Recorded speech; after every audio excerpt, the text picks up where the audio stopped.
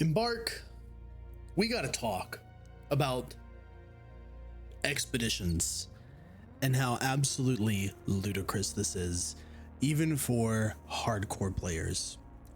I've done the math, and today, me and you are gonna break down exactly what Embark is expecting of its players in order for you to get the maximum benefits out of expeditions or restarting your character.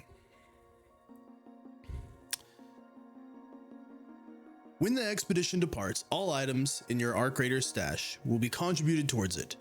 Your next raider will earn up to 5 skill points based on the total value of your stash and coins at the time of departure.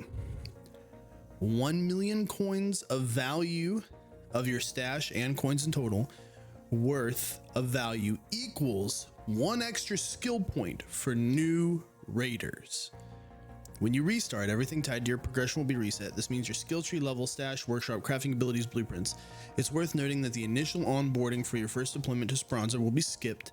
That means all maps and potential workshop upgrades will be available as soon as you reset. Your new raider won't totally restart at square one.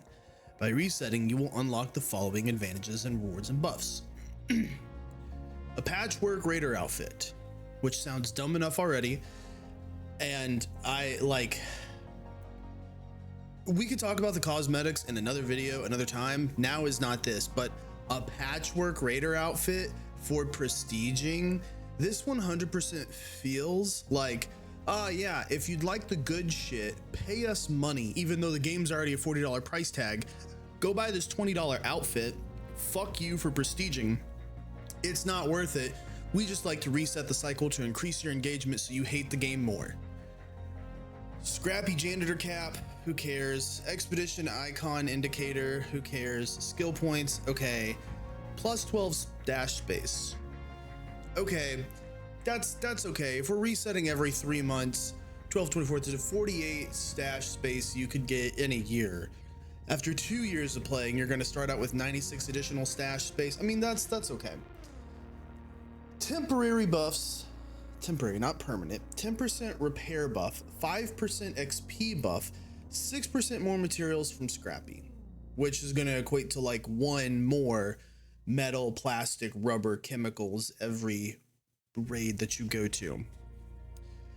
The big thing that I need to talk about, that we need to talk about,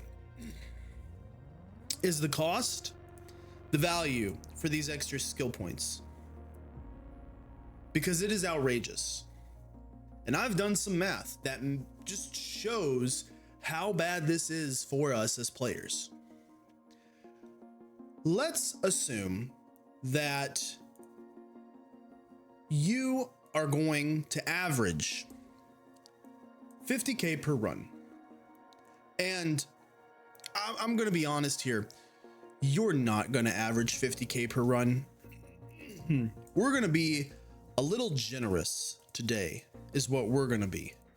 All right. We're going to be a little generous with some of these numbers just to drive home a point here.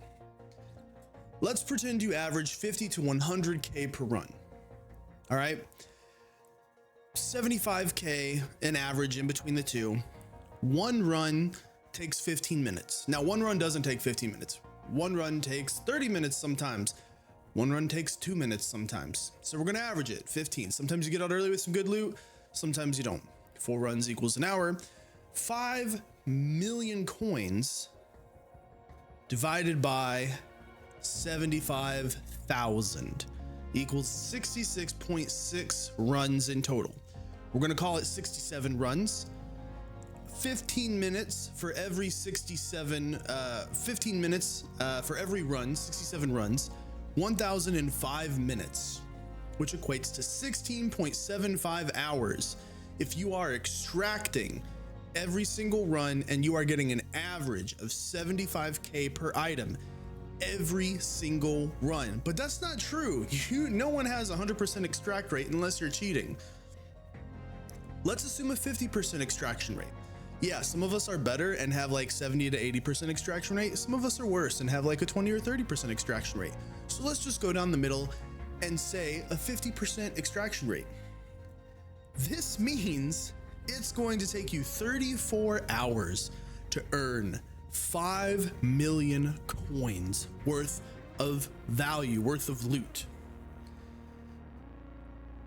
This assumes, and this is the really big problem, this assumes zero investment. This assumes you are only running free kits. This assumes you only get a Pharaoh or a Stitcher or a Kettle or a Rattler.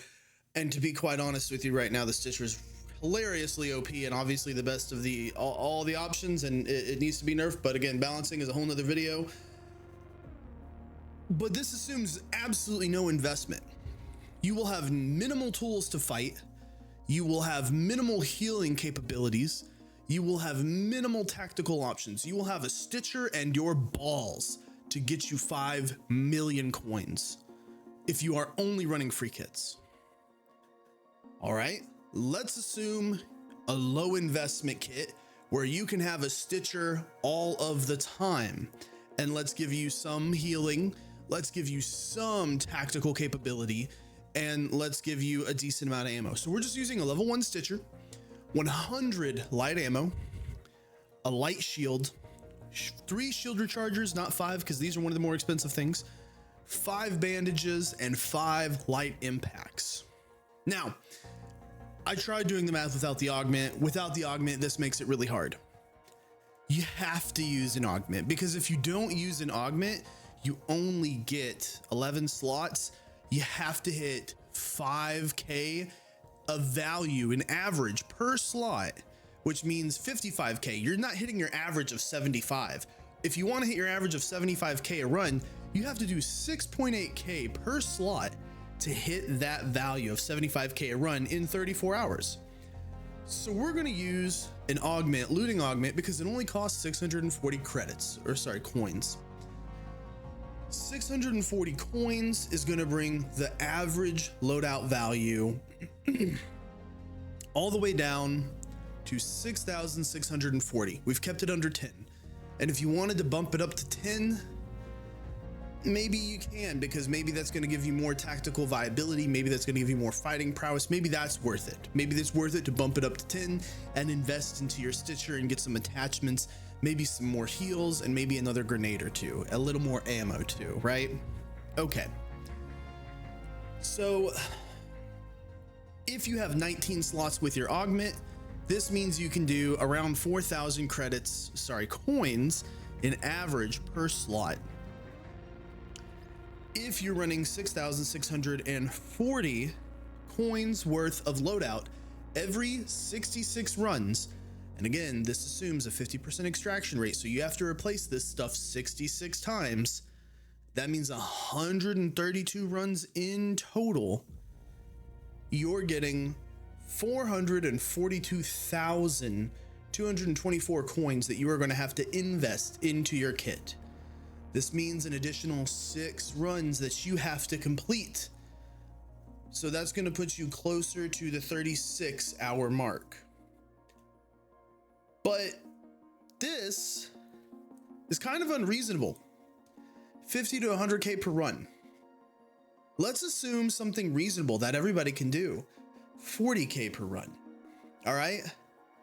This means you're going to have to do 125 runs to achieve 5 million if you're getting 40K every single run. And 125 runs is 1,875 minutes or 31.25 hours. Double it for a 50% extraction rate. That means 62.5 hours of playing this game in a singular week just to hit 5 million coins. Now again, this assumes your stash has no value. And that's not true for a lot of us. But the biggest problem is that we have no way to calculate the value of our stash, except doing it by hand, which is a real pain in the ass. So should I just assume that I maybe have 1 million worth of stash already? I mean, I don't think I do. I dumped a lot of stuff into my project recently, so now I'm at the point of just trying to recollect a lot of it. So what does that mean? How do I calculate the value of my stash? Well, I haven't run into a third-party tool, and by gods, if you have a third-party tool that can calculate the value of your stash, please, for the love of God, share it, because it would be a weight off of so many people's chests. Because remember, it is the total value of your stash plus your coins, okay? So I think maybe if I was to just guesstimate right now without doing any of the counting, I think I have 1 million, maybe 1.2 in total stash value. Okay, I think I'm getting 1 skill point right now, and I'll be lucky to get a second or a third because I can't play another 40 hours this week. I mean, if we just look at my Steam profile, after a month, I clocked in at 137.6 hours, and I'm sure I'm going to add another 20 or 30 this week trying to gamble up to this, but that's insane. I called it last night on stream. I said 5 million per skill, or I said 1 million per skill point. Crash really wanted this to be about 500k per skill point, but I knew it was going to be absolutely ridiculous. This is not how you incentivize people prestiging. This is not obtainable for the average player. Yeah, this is obtainable for Joe Schmo or Summit or fucking Shroud who sit here and play 8 hours a day. But motherfuckers, we got work. We got a 9 to 5. We get to play 1 to 2, maybe 3 hours a night. I get 2 to 3 usually is what I get. And I don't have kids. You are strangling the casual player here. And this is not incentivizing resets. There's a certain base amount of things you should get for resetting. Number one, you should just get a singular skill point for resetting, period. And then if you want to make the other 4 skill points off of value, sure, fine. But you should significantly lower that value. I think 500k is a good starting spot. 500k means 2 million in total value for all 4 skill points. And I think that makes it a lot more achievable for people. Remember, Embark, you are incentivizing us to prestige. You are not making it difficult for us to prestige. That's not your job. You want us to reset, to make quarterly content and engagement more exciting. I am not enthused to do this. I have actually reconsidered doing this because I have Snaphook blueprints and Wolfpack blueprints and Silencer blueprints. And I don't know if I give a shit about an outfit called a patchwork outfit that you have not shown to us yet. We don't know what this looks like. This is gonna be a fucking caravan collage patchwork bullshit outfit that looks like a corduroy dumbass stitched it to himself. This is not, I guarantee you, it will not look good. I mean, just on top of things, their cosmetics have not looked good in general. What the fuck is this? What is this? What is this? This is the newest cosmetic. Let's just slap everything on here. This looks dumb as shit. Like, even if if I take this off and I take that off, I'll leave the glasses on. Aviators are cool. Everyone agrees on that. Okay, all right. Okay, you know what? And with the headset, okay, that looks okay. The baggy pants are kind of weird. I don't know. Where's the mix and match? How are you incentivizing me to reset here? Instead, we just get everybody rocking this outfit, thinking there's some kind of goddamn ninja. Because it has a sword.